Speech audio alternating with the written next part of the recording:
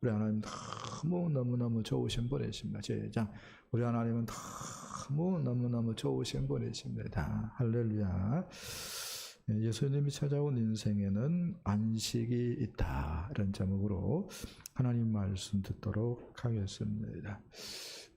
우리 인간이 범죄한 후 우리 인생에서는 안식이 사라져 버렸습니다. 아담과 하와가 범죄했습니다.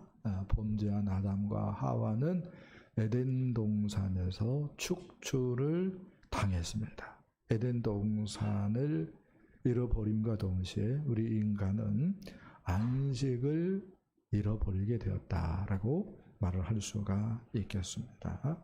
그리고 우리 인간들은 본능적으로 이 안식을 그리워합니다. 그리고 이 안식을 찾기 위해서 부단히 노력을 합니다. 그래서 어떤 의미에서는 우리 인간들의 모든 행위는 안식을 찾기 위한 여정이다. 인간들의 모든 여정은 그 안식을 찾기 위한 노력이다라고 말을 할 수가 있겠습니다. 사람들이 오해를 합니다. 안식이 어쩌면은 번위에 있을 것이다. 돈에 있을 것이다. 이렇게 오해를 합니다. 또 어떤 사람은 명예의 권세에 안식이 있을 것이다. 오해합니다. 또 어떤 사람은 세상 쾌락, 즐기고 떠들고 춤추는 데에 있을 것이다 라고 오해합니다. 그래서 나름대로 안식을 찾기 위해서 고군분투하지요. 그러나 그런 것에 안식은 없어요. 모르겠어요. 안식이 있는 것처럼 느껴지던데요. 이렇게 다른 사람들을 볼 때에 말을 하고 싶은 마음도 있을지 모르는데, 우리가 잘 아는 대로 여우와 신포도 이야기가 있지요. 여우가 맛있게 보이는 포도 열매를 발견했습니다. 그리고 이제 점프해가지고 따먹으려고 하는데 모자라는 거예요. 그런데 나름대로 노력을 했는데 도저히 안 되니까 스스로 이제 단념을 하면서 하는 말이, 저 포도는 어차피 신포도일 거야.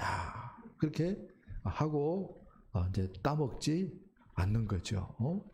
근데 재밌는 것은 이 독일 사람이 이어서 그 여우와 신포도 이야기를 썼는데요. 정말로 노력을 해가지고 각고의 노력 끝에 여우가 그 포도나무에 올라갔고 그 포도를 따먹었습니다. 그런데요, 정말로 쉬었어요. 근데도 주변 사람들이, 주변 여우들이, 동물들이 부러워하니까 눈 딱 감고 연기를 합니다. 어떻게 연기를 합니까? 와, 맛있다. 와, 달다. 속은 뭐예요? 쓰리고 시고. 그런데도. 그래서 그 얘기의 결론은 어떻게 되는가 할 때에 유기암 걸렸고 유암으로 죽었다는 겁니다. 무슨 얘기냐면요, 그 여우처럼 물질의 안식이 없는데 물질이 있는 사람들은 안식이 있는 것처럼 뻥친다는 거죠. 권세 잡은 자들은 실은 별것도 아닌데, 그래서 안식이 없는데 사람들이 부러워하니까 안식이 있는 것처럼 뻥친다는 것입니다. 세상 쾌락 즐기면서도 마찬가지예요. 자기를 망가뜨리는데 무슨 안식이 있겠어요? 안식이 없어요. 그런데도 사람들이 부러워하니까 안식이 있는 것처럼 뭐예요? 뻥치는 거예요. 안식이 없습니다. 그럼 목사님, 안식이 어디에 있나요? 어거스틴이 이렇게 얘기했어요. 어거스틴이 주님 품에 내가 안기기 전까지는 내게 안식이 없었나이다. 예수님에게 안식이 있는 줄 믿습니다. 나폴레옹이 워털루 전투에서 패하고 인생 말년에 세인트 헬레나 섬에 교배되어졌지요. 그때에 한 기자가 어떻게 알아가지고 취재를 하게 되었습니다. 그리고 이제 질문을 합니다. 장군님, 어느 때 가장 평안을 맛보았습니까? 행복했습니까? 마음의 안식을 얻었습니까? 라고 물었어요. 그때 나폴레옹이 이렇게 얘기를 했습니다. 스위스 알프스 산맥을 넘어갈 때였는데 그때 잠시 전투를 그친 주일 아침에 나는 먼 곳에서 들려오는 교회 종소리를 듣고 나도 모르게 그곳을 향하여 발걸음을 뗐네. 그리고 그 작은 예배당에 들어서고 하나님께 예배를 드렸는데 그때 나는 눈물을 흘리면서 말로는 형용할 수 없는 인생 최고의 평안과 안식과 행복을 맛보았네 라고 이야기를 해주었다는 거야. 이렇게 안식이 어디 안에 있습니까? 주님 안에 있습니다. 할렐루야. 그렇습니다. 오늘 본문은 예수님이 인생의 안식을 주신다는 말씀이 되어지겠습니다. 오늘 말씀은 먼저 안식이 없는 사람들의 모습으로 시작이 되어지고 있습니다. 우리 3절 그리고 5절 말씀을 함께 보겠습니다. 시작. 그 안에 많은 병자, 맹인, 다리 저는 사람, 혈기 마른 사람들이 누워 물의 움직임을 기다리니 5절 거기 38해 된 병자가 있더라. 아멘. 오늘 본문은 양문 곁에 있는 베데스다라고 하는 연못을 배경으로 하고 있지요. 예루살렘 성에는 여러 문이, 성문이 있는 것으로 성경이 얘기를 하고 있습니다. 먼저 미문이 있다라고 성경이 얘기를 하고 있지요. 미문 할 때에 미자는 아름다운 미자죠. 아름다울 미, 문문. 그래서 미문 그러는데 왜 미문인가 할 때에 여자들이 들어 다니는 곳, 여자들의 통로이기 때문에 미문 그렇게 붙였습니다. 이름을. 물론 저는 여자들이 아름다운가, 물론 아름다운 여성들도 있지만 속까지 아름다운가 할 때에 의구심이 있죠. 그 다음에 성경에 보니까 분문이 있습니다. 분문. 이 분문은 분뇨를 내가는 분입니다. 가축들의 그 오물을 내가는 분. 그래서 분문 그렇게 얘기하고 있지요. 그 다음에 오늘 본문에 등장하는 양문이 있습니다. 양문은 양쪽 문 그런 말이 아니고 양의 문입니다. 양, 염소, 송아지 이런 가축들이 들어가는 분. 그래서 양문 그렇게 이야기를 했습니다. 아무튼 예루살렘에 성에 문이 많이 있는데 양문이 있었고 그 양의 문 곁에 뭐가 있었습니까? 베데스다라고 하는 연못이 있었습니다. 물론 베데스다 연못은 사람이 팠습니다. 필요로 해서. 왜요? 그 재물을 다 어떻게 해야 돼요? 씻고 그 다음에 제사를 드리고 남으면 어떻게 해요? 청소를 해야 되기 때문에 인위적으로 연못을 팠었는데요. 아무튼 이 연못에 그런데 신비한 미신이 있었다라고 요한은 우리에게 가르쳐 줍니다. 그리고 이 연못에 너무너무 많은 환자들이 있었다라고 가르쳐 주고 있습니다. 이 환자들 이렇게 얘기할 수 있습니다. 안식이 없는 사람들의 전형적인 모습이다라고 말을 할 수가 있겠습니다. 그래요. 안식이 없는 사람은요, 욕심에 사로잡혀 있습니다. 또 안식이 없는 사람은요, 미움에 사로잡혀 있습니다. 안식이 없는 사람은 또 일에 중독되어 있습니다. 또 안식이 없는 사람은 세상 쾌락에 사로잡혀 있습니다. 그리고 오늘 본문처럼 질병에 사로잡혀 있기도 합니다. 그리고 오늘 본문에서 요한은 안식이 없는 사람들의 대표자로서 38년 된 병자를 이야기해 줍니다. 38년 된 병자, 생각 한번 해보세요. 30살에 병에 걸렸다. 그러면 몇 살입니까? 68세입니다. 40살에 병에 걸렸다. 그러면 몇 살입니까?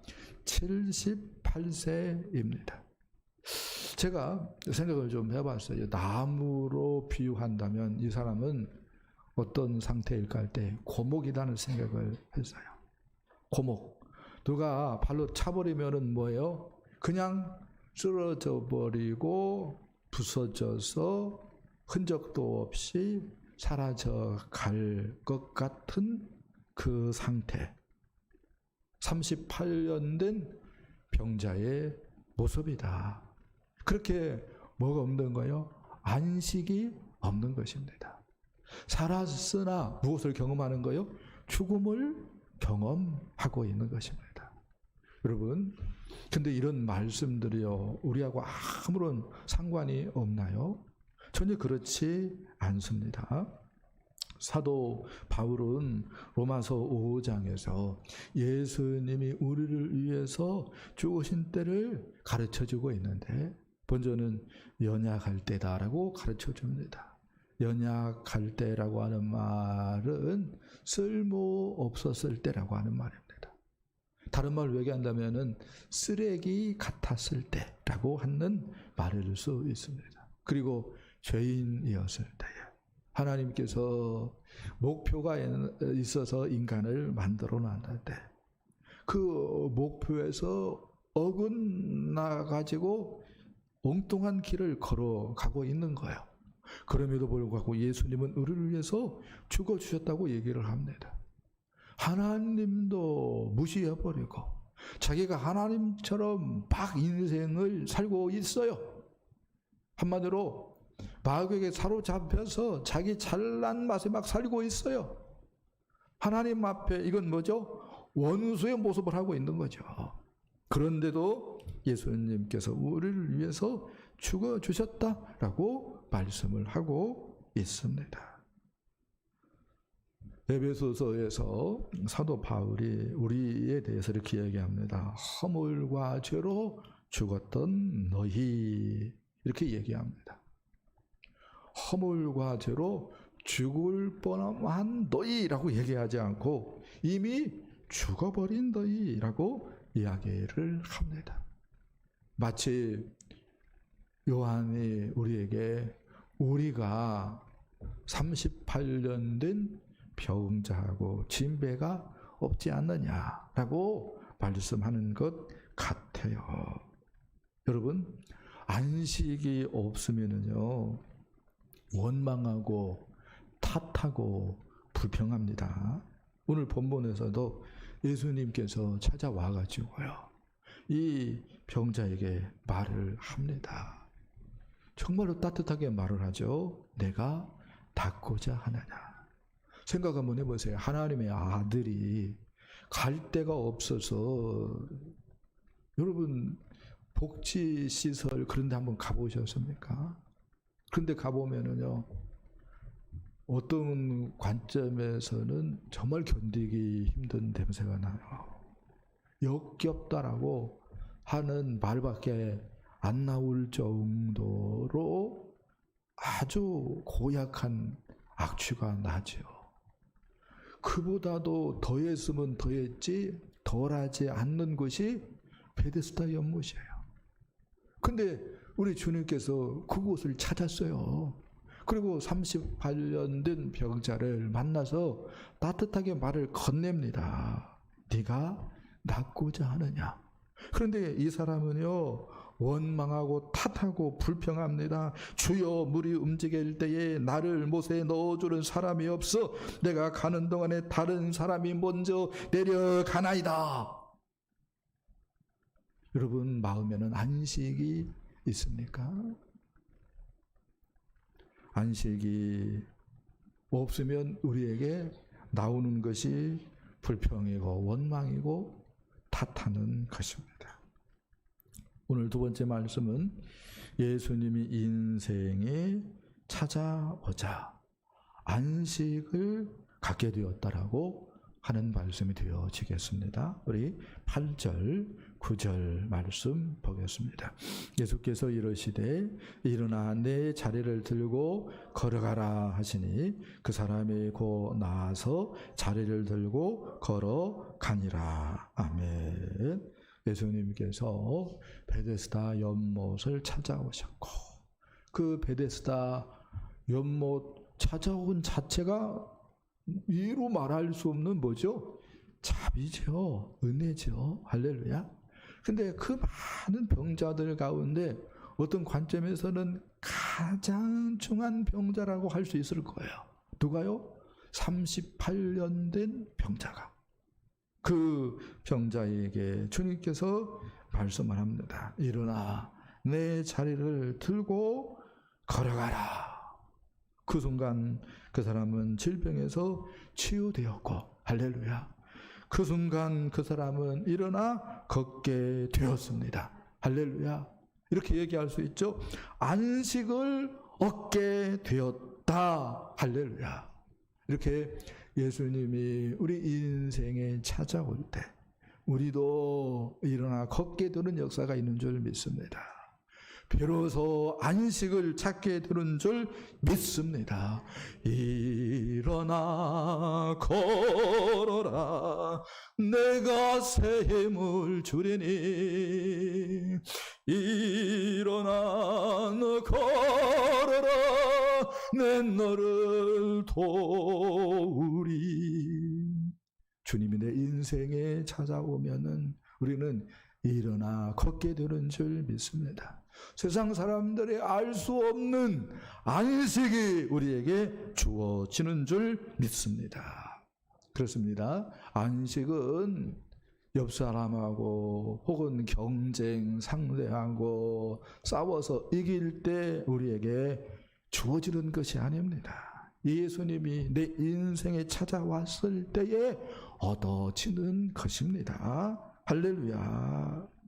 여러분 생각 한번 해보세요. 내게 안식이 있는가? 내게 안식이 있는가? 우리 인생의 안식을 얻도록 하기 위해서 우리가 해야 할 두 단계의 일이 있다. 이렇게 말씀을 하고 싶습니다. 이것을 이사야가 가르쳐주고 또 마태가 가르쳐줍니다. 먼저 이사야 40장 3절로 5절 말씀 읽어보겠습니다. 함께 읽습니다. 시작. 너희는 광야에서 여호와의 길을 예비하라. 사막에서 하나님의 대로를 평탄하게 하라. 골짜기마다 도두어지며 산마다 언덕마다 낮아지며 고르지 아니한 곳이 평탄하게 되며. 아멘. 예수님이 우리 인생에 찾아오도록 하기 위해서 예수님이 우리 인생에 찾아와야 뭐가 생겨요? 안식이 생깁니다. 할렐루야. 예수님이 우리 인생에 찾아오도록 하기 위해서 마음을 바로 할 것을 얘기를 하고 있습니다. 누가요? 이사야 선지자가. 이것을 세례 요한이 또 선포를 했지요. 예수님이 우리 인생에 또 우리 마음의 주인으로 왕으로 찾아오도록 하기 위해서는 먼저 굽은 것을 곱게 해야 된다고 얘기를 하고 있습니다. 사람들의 마음이 어떤 사람들의 마음은 굽었다고 얘기를 하고 있어요. 굽었대. 예. 또 험한 곳이 있으면 평탄하게 해야 된다고 얘기를 하고 있습니다. 무슨 일인지 몰라도 뭐예요? 마음이 험하대. 그러면 어떻게 해야 한다고요? 평탄하게 해야 된다고 얘기를 하고 있습니다. 그래야 주님이 좌정하셔서 다스린다. 세 번째는 이렇게 얘기하죠. 골짜기가 있으면 메워야 된다고 얘기를 하고 있어요. 사람들의 그 말도 안 되는 억울한 일 당한 것 때문에 사람들에게 골짜기가 생겼다면은 그 골짜기 어떻게 해야 된다고요? 메워라고 얘기를 하고 있습니다. 반대로 언덕이 있고 산이 있대요. 이건 뭐겠어요? 교만한 거죠. 어떻게 하라고 얘기합니까? 낮춰라라고 이야기를 합니다. 그럴 때에 주께서 우리 인생에 찾아오시고 우리의 마음에 좌정하시고 우리를 다스리며 우리의 인생에 안식을 준다. 할렐루야. 자, 또 마태복음 11장 28절로 30절 말씀 함께 읽어보겠습니다. 시작. 수고하고 무거운 짐진 자들아 다 내게로 오라. 내가 너희를 쉬게 하리라. 나는 마음이 온유하고 겸손하니 나의 멍에를 메고 내게 배우라. 그리하면 너희 마음이 쉼을 얻으리니 이는 내 멍에는 쉽고 내 짐은 가벼움이라 하시니라. 아멘. 마음이 온유하고 겸손하니까 내게로 오라. 내게로 오면은 내가 너희를 쉬게 하리라 라고 말씀을 합니다. 그러면서 나의 멍에를 메고 내게 배우라 라고 말씀을 합니다. 이렇게 얘기하고 싶은 사람이 있을지 모르겠어요. 목사님, 나는 예수 그리스도를 내 인생의 구주로 하나님으로 왕으로 모셔드렸어요.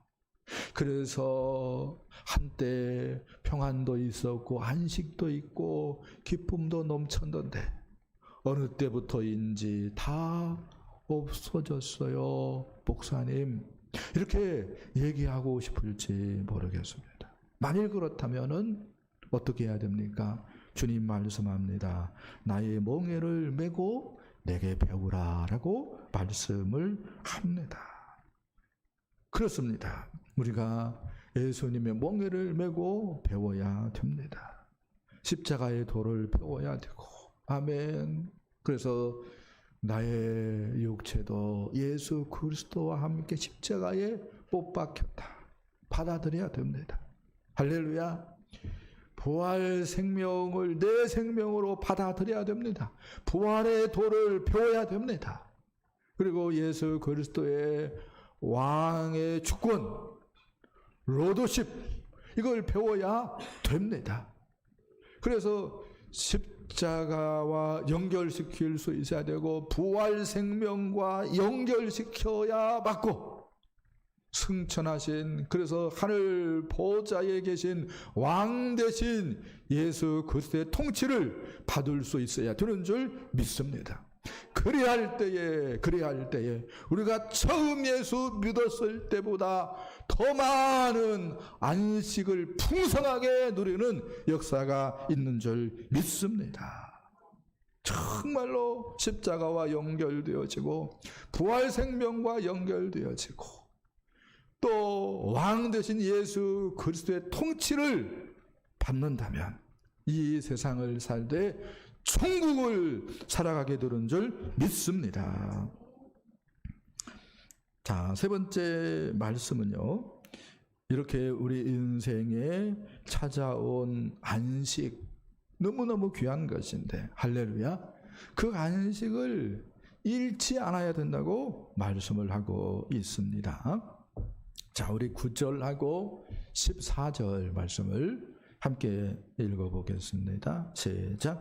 이날은 안식일이니, 또 14절, 그 후에 예수께서 성전에서 그 사람을 만나 이르시되 보라, 내가 나왔으니 더 심한 것이 생기지 않게 다시는 죄를 범하지 말라 하시니. 아멘.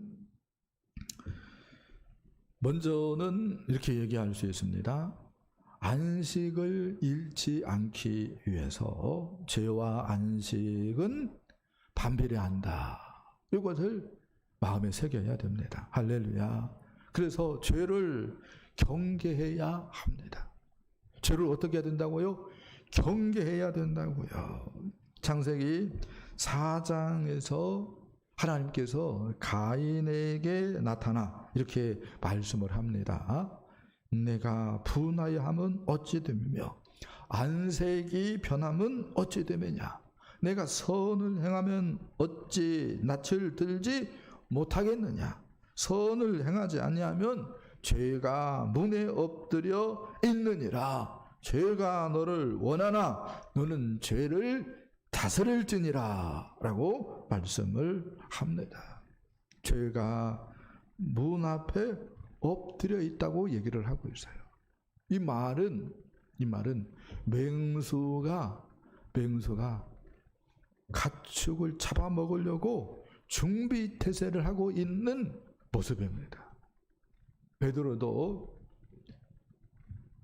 이렇게 얘기를 했죠. 너희 대적 마귀가 돌아다니면서 삼킬 자를 찾는다고 얘기를 하고 있습니다.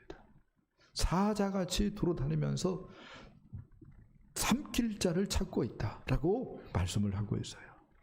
이렇게 마귀도 돌아다니면서 삼킬 자를 찾고 있고 죄도 맹수처럼 우리를 뭐하고 있는데 삼키려고 준비를 하고 있는데 믿는 사람들이 이런 생각들을 해요, 안 해요? 안 해요.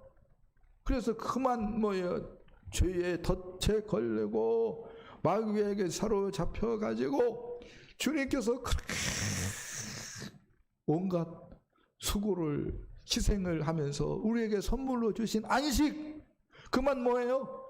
잃어버리고 많은 사람들이 너무 많아요. 그래서 교회를 다니는데 세상 사람들처럼 아이고 죽겠네 그런 말을 하는 거예요. 그런 말을 하는 거예요. 함정에 빠진 거죠. 어떻게 해야 됩니까? 죄를 경계해야 되는 줄 믿습니다. 죄를 경계해야 돼요. 죄를. 두 번째는 율법주의의 함정에 빠지지 않도록 조심해야 된다고 말씀을 할 수가 있겠습니다. 율법주의 함정에 빠진 사람들이 오늘 본문에 나오고 있습니다. 누굴까요? 유대인들입니다. 유대인들은요 율법주의 함정에 제대로 빠졌어요. 그래서 이들의 모습을 보니까 예수님께서 38년 된 병자를 고쳐주셨어요. 그러면은 생각 한번 해보세요. 다 죽어가는 사람 살려준 거나 진배가 없는 거잖아요. 그러면 기뻐할 일이고 축하할 일이고 박수 보낼 일인데 어떻게 반응합니까? 안식일을 지키지 않는 자고만 그렇게 생각을 해서 예수님을 죽이려고 합니다. 말이 안 돼요. 그런데 이들은 그렇게 처신을 했습니다. 규정 준수를 무엇보다도 더 중요하게 생각하는 거예요. 죽어가는 사람이 살아나는 것보다 더 중요하게 생각을 하는 거예요. 여러분 여기에 무슨 희망이 있고 여기에 무슨 평안이 있고 뭐가 있겠어요? 이렇게 얘기할 수 있죠. 숨도 못 쉬겠구나. 그래요. 율법주의에 빠진 사람이 옆에 있으면요, 그 사람 때문에요 숨도 제대로 못 쉬는 거예요. 근데요 복음은요 정반대입니다. 우리에게 평안을 주고 자유를 주고 하나님 나라를 누리게 하는 줄 믿습니다. 예, 복음은 은혜입니다. 그래서 우리를 자유케 하고 우리에게 안식을 주고 말로는 다 알 수 없는 행복감을 주지요. 이 세상을 살아가게 하되 천국을 살아가게 하는 줄 믿습니다. 하나 더 얘기한다면요, 안식을 잃지 않기 위해서 우리가 해야 될 일이 있는데 하나님의 일에 동참해야 합니다. 할렐루야. 하나님의 일에 동참해야 된다라고 말씀을 할 수가 있겠습니다. 17절 말씀에서 예수님께서 이렇게 얘기합니다. 내 아버지께서 이제까지 일하시니 나도 일한다 라고 말씀을 합니다. 여러분, 이 말 앞에서 우리가 어떤 태도를 취하는 것이 맞겠습니까? 이런 사람이 있을지 모르겠어요. 하나님은 일하지만 나는 그래도 쉰다. 이렇게 생각을 하고 이렇게 말하고 싶은 사람이 있다면 그 사람은 하나님보다 자기 자신을 더 크게 생각하는 사람이지요. 옳지 않습니다. 그러면요, 예수님처럼 생각을 해야 되죠. 하나님이 일하시니 나도 일한다. 하나님이 일하시니 나도 일한다. 이렇게 생각을 해야 됩니다. 하나님이 일하니 나도 일한다. 이 말에는 뭐가 녹아 있냐면은 하나님의 모범을 좇아서 나도 일한다 라고 하는 말이 녹아져 있습니다. 그렇죠? 우리가 하나님을 생각하면서 공과 의를 행해야 됩니다. 일을 할 때에 어떻게 해야 됩니까? 공과 의가 있어야 됩니다. 공의, 정의가 있어야 된다는 거죠. 이 말은 공의는 재판정에서 판사가 행하는 것이죠. 요것은 가난한 자나 부한 자나 가진 자나 가지지 못한 자나 배운 자나 배우지 못한 사람이나 힘이 있는 사람이나 힘 없는 사람이나 법 앞에 평등한 판결을 내리는 것이다라고 얘기할 수 있습니다. 우리가 그래야 된다는 거예요. 교회가 그래야 된다는 것입니다. 가진 사람, 배운 사람, 잘난 사람, 똑똑한 사람 오면은 뭐예요? 깍듯하게 대하고, 못 배운 사람, 힘 없는 사람, 못난 사람 오면 무시해 버리면 이건 뭐가 없는 거예요? 공의가 없는 거다고요. 교회가 그러면 안 되는 거예요. 성도가 그러면 안 됩니다. 할렐루야. 동시에 뭐가 있어야 돼요? 정의. 이 정의는 뭐냐면은 기울어진 사랑이에요. 사회적 약자, 배우지 못한 사람, 가지지 못한 사람, 장애인들, 병자들, 그런 사람들에게 특별한 관심과 배려를 나타내는 것입니다. 이게 뭐예요? 정의입니다. 하나님이 그런 분이에요. 그래서 하나님께서 고아들의 아버지, 가난한 자들의 아버지, 그래서 가난한 자를 도와주는 것은 여호와께 구워주는 것이라고 또 성경은 이야기하지 않습니까? 우리가 그런 마음들을 품어야 되는 줄 믿습니다. 아멘. 하나 더 얘기한다면 예수님을 또 생각을 해야 돼요. 예수님께서 아버지가 일하시니 나도 일한다 이렇게 말씀을 하셨던 것처럼 예수님의 모범을 본받아야 되는데 예수님께서는 하나님 앞에서는 자기 자신을 낮추죠. 그래서 하나님과 동등한 분인데도 불구하고 하나님 아버지께 예수님이 뭐하죠? 순종하죠. 할렐루야. 그렇지만 사람들 앞에서는 예수님이 뭐예요? 아무리 다수고 뭐 높은 사람이고 뭐 필요 없어요. 어떻게 반응합니까? 당당하게, 담대하게 반응합니다. 할렐루야. 우리가 그래야 돼요. 우리가 하나님 앞에서는 어떻게 해야 되고 겸손해야 되고 사람들 앞에서는 내가 하나님의 자녀인데 내가 천국 시민인데 내가 왕 같은 제사장인데 그런 자부심, 자긍심 그런 것들을 마음에 갖고 담대하고 당당해야 되는 줄 믿습니다. 할렐루야.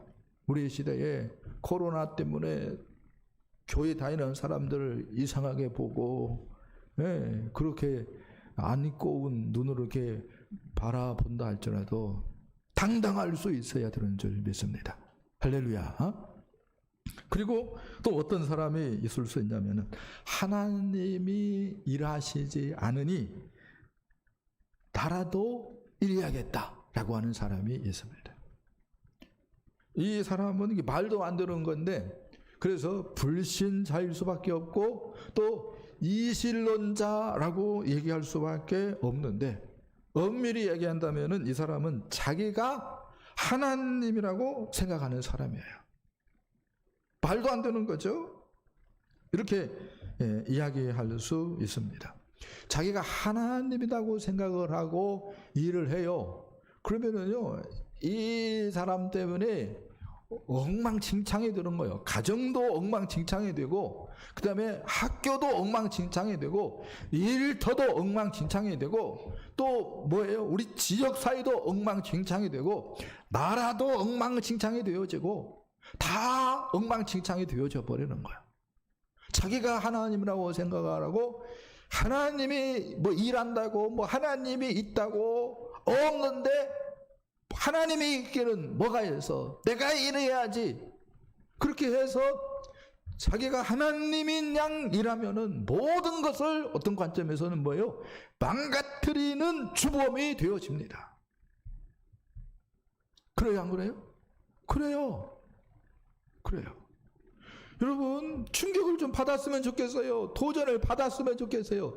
이렇게 하나님이 없다고 생각하는 사람들이 모든 것을 망가뜨리도록 내버려 두면 되겠냐 이거예요. 우리가 각성해야 되죠. 하나님이 일하시니 내가 일해야겠다. 그래서 하나님의 모범을 쫓아서, 우리 주님의 모범을 쫓아서 우리가 일어나서 하나님의 일을 해야 되는 줄 믿습니다. 하나님의 일을 우리가 할 때에 이렇게 얘기하고 싶어요. 내 마음속에 임한 안식이, 우리 주님으로부터 내게 이제 자리 잡은 그 안식이 커가는 거예요. 풍성해지는 거예요. 내 마음에 있었던 안식이 이제 우리가 하나님의 일을 할 때에 교회도 풍성해지고, 집에서 하나님의 일을 할 때에 집에 또 풍성해지는 것이고, 직장에서 하나님의 일을 할 때에 안식이 직장에도 풍성해지는 것이고, 우리가 동네에서 하나님의 일을 한다면은 우리 동네에도 하나님의 안식이 풍성하게 자리 잡게 되어지는 것이고, 우리가 지치지 않는다면 이 나라에 하나님의 안식이 풍성하게 자리 잡게 되는 줄 믿습니다. 생각을 한번 해봤으면 좋겠습니다. 도전을 좀 받았으면 좋겠어요. 너무너무 많은 사람들이 잘못 생각해요. 예수도 편하게만 믿으려고 해요. 주일까지도 어떻게 생각을 해요? 내 날로 삼으려고 해요. 믿는데, 믿는다는 거예요. 그런데 하나님의 일을 안 하려고 하는 거예요. 그 결과 뭐예요? 안식이 없어요. 지혜가 아니죠. 하나님의 일에 우리가 동참해야 되는 줄 믿습니다. 여러분에게 안식이 있는가 살펴봤으면 좋겠습니다. 안식은 경쟁에서 이길 때 얻어지는 그 무엇이 아니라 우리 인생에 예수님이 찾아올 때에 예수님을 우리의 주님으로, 왕으로, 하나님으로 모실 때에 얻어지는 것입니다. 예수님의 멍에를 메고 배울 때에 그 임한 안식이 풍성해지는 줄 믿습니다. 그리고 팔을 걷어붙이고 하나님의 일에 동참할 때에 우리를 통해서 안식이 우리 교회 공동체에, 가정에, 직장에, 그리고 지역사회에 풍성히 임하게 되는 줄 믿습니다. 여러분들이 우리 주님과의 관계를 바로 하시고 하나님 일에 동참하심으로 말미암아서 안식의 통로, 축복의 통로가 되어질 수 있기를 예수님의 이름으로 간절히 축복합니다. 축복합니다.